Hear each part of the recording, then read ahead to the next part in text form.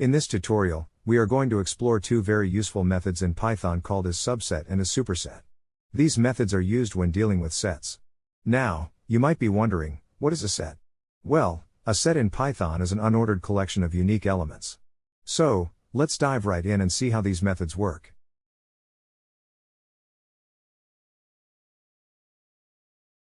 In the first line, we are creating a set A with elements 1 through 5.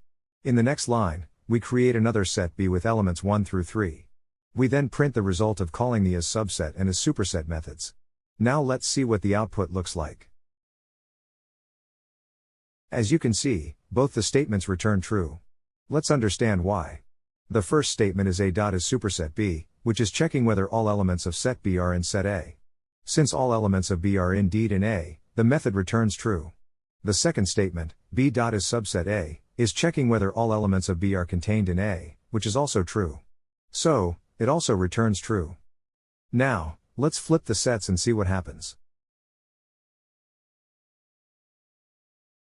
Here we are checking if B is a superset of A and if A is a subset of B. Let's see the result. As expected, both statements return false. That's because B is not a superset of A, and A is not a subset of B. The issubset method is the opposite of the issuperset method. They essentially check if all elements of the first set exist in the second set. So, to recap, the issuperset method checks if all elements of the other set are present in the original set, and the issubset method checks if all elements of the original set are present in the other set. That's all for this tutorial, folks. I hope this helped clarify the concept of the issubset and issuperset methods in Python. Keep practicing and happy coding.